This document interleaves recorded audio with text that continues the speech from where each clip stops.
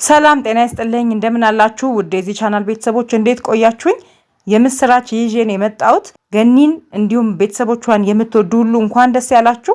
አርቲስት ገነት ንጋቱና ረዳት ፕሮፌሰር ሙሉጌታ ጀዋሬ ከ14 ዓመት መለያየት በኋላ በሚወዷቸው ልጆቻቸው ፊት ዳግም በትዳር ተጣምረዋል። ለምትወዷቸው እንዲሁም ትዳራቸው አንድ ላይ ቢመለስ ደስ ይላችሁ የነበራችሁ በሙሉ እንኳን ደስ ያላችሁ። በዛሬው ዕለት በቤሎና ሪዞርት ነው ዳግም ጋብቻቸውን በልጆቻቸው እንዲሁም 20 በሚሆኑ ቤተሰቦቻቸው ፊት በሷን በሱም በኩል ማለት ነው የተጋቡት። ታዳሚው በእንባ ሲራጭ ነበረ። ልጆቻቸው ባደረጓቸው ንግግሮች፣ ቤተሰቦቻቸው ቀረብ ያሉ ጓደኞቻቸው በተናገሯቸው ንግግሮች በእንባ ሲራጭ ነበረ። እስኪ ባጭሩ ማን ምን አለ የሚለውን ነገር የምነግራችሁ ይሆናል። ከሁሉም የሙሉጌታ ጀዋሬ እህትና ወንድም የተናገሩት ነገር ውስጤን ነክቶኛል። የሙሉጌታ ታላቅ ወንድም በእንባ እያለቀሰ ሲናገር የነበረው አንድ እውነት አለ።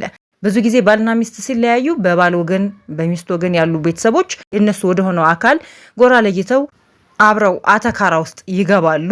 ይሄ ደግሞ ሰዎቹ እንኳን ሊመለሱ ቢያስቡ ከባድ የሆነ የቤተሰብ ቁርሾ የሚፈጥር ነገር ነው። የነ ሙሉጌታ ቤተሰቦች ግን ወንድሙ እንዳለው የገኒ ቤተሰቦች ጋር ምንም አይነት ጥቁር ጠባሳ ጥሎ የሚያልፍ ነገር እርስ በርስ አልተደራረጉም። ይሄ ደግሞ አሁን አንድ ላይ ለመመለሳቸውም ትልቁን አስተዋጽኦ ይወስዳል። እናም ወንድሙ በሁለታችን ቤተሰቦች መሃል ክፉ ሳንነጋገር ለዚህ በመብቃታችሁ ደስ ብሎኛል። ያልጠበቅነው ነው የሆነው። ብዙ ሞክረን ነበር፣ ግን እግዚአብሔር ባላሰብነው መንገድ እንዴት እንደሆነ ሳናውቅ አሳካው። በደስታችንም በሀዘናችንም ከሱ ይልቅ ገኒ ለኛ ቅርባችን ነበረች። በመንፈስ አይደለም በአካል ከኛ ጋር አልተለየችም። ከሱ ይልቅ እሷ በሀዘናችን ጊዜ እንኳን ደራሻችን ነበረች ነው ያለው። እህቱ ደግሞ ለሱ እድገት የምትጥር ሴት ነች። ገኒ ጠንካራ ነች።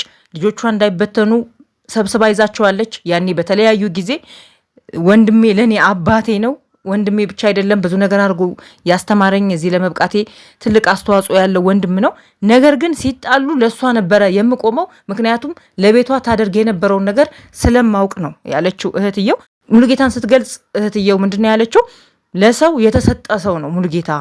ሰው በልቶ የጠገበ የማይመስለው፣ ኪሱን አራግፎ ሰዎችን የሚጋብዝ፣ ቤቱን ግን የሚጨቁን፣ ምክንያቱም እዛ እየበተነ ቤቱን ግን የሚያጎድል አይነት ሰው ነበረ። ገኒ ግን በተቃራኒው ቤቷን ቀጥ አድርጋ የያዘች ለሱ እድገት የምትጥር ሴት ነች።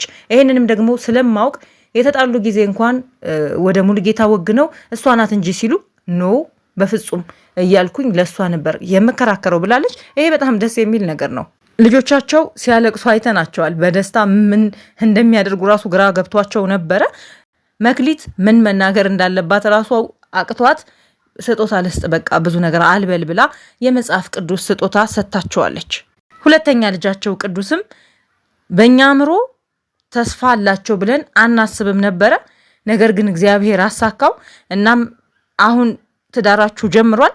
ልባችሁን መክፈት አለባችሁ። እግዚአብሔር ወደ ቤታችን እንዲገባ ሲል ከአንድ ልጅ የማይጠበቅ አይነት ብስል ያለ ንግግር ሲናገር ሰምተነዋል።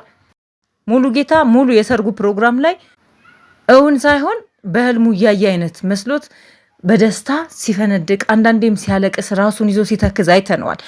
በእኛ አቅም የሚሆን ነገር የለም ነው ያለው ሙሉጌታ ለታዳሚዎቹ የተሰማውን ነገር ሲገልጽ።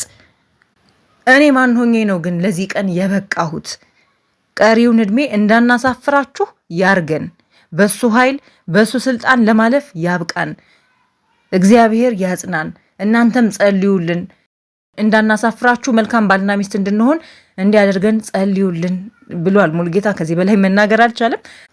ደስታው ለሚያያቸው ሰው ሁሉ የሚጋባ አይነት ደስታ ነበረ። ገኒም ብትሆን በስልክም በአካልም አንድ ላይ እንድንሆን ጥራችኋል።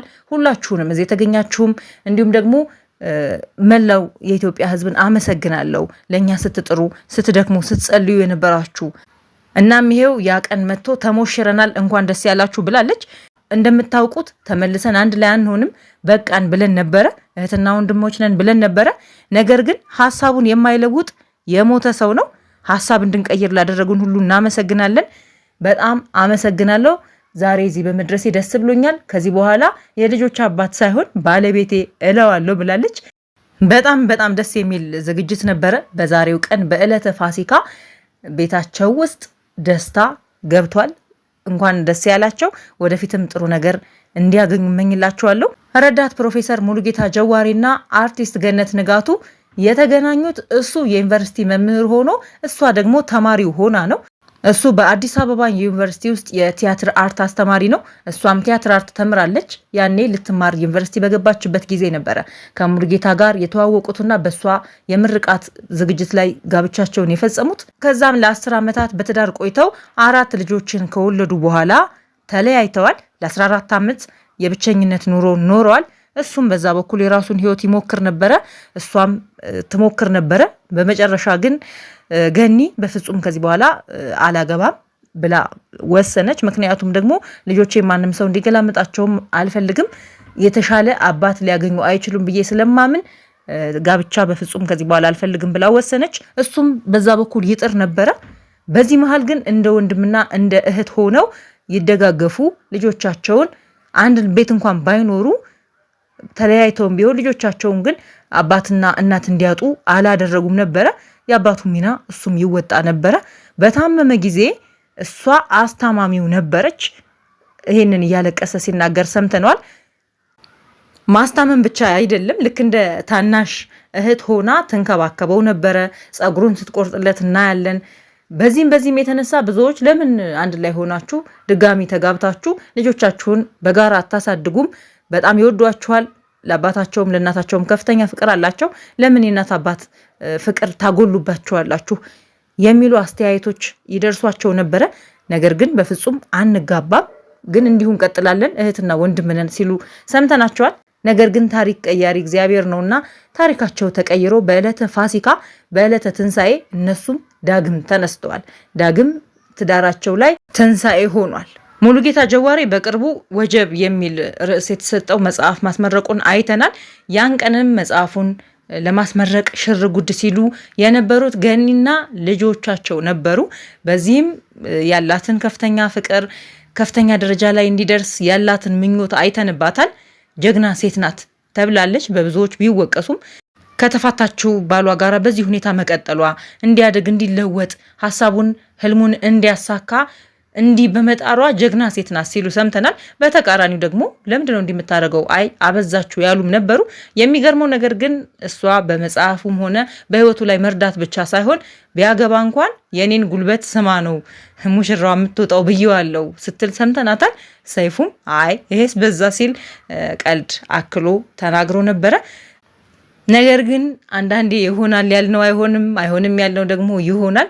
እናም ከ14 ዓመት የብቸኝነት ጉዞ በኋላ ከ14 ዓመት መነጣጠል በኋላ በዕለተ ትንሣኤ አንድ ላይ ለመጣመር ትዳራቸውን አድሰው ዳግም ለመቀጠል ወስነው በቤሎና ሪዞርት ልጆቻቸው፣ ቤተሰቦቻቸው፣ ጓደኞቻቸው በተገኙበት አነስ ያለ ግን ደግሞ ቆንጆ የሆነ ዝግጅት አከናውነው ዳግም ትዳራቸውን መስርተዋል።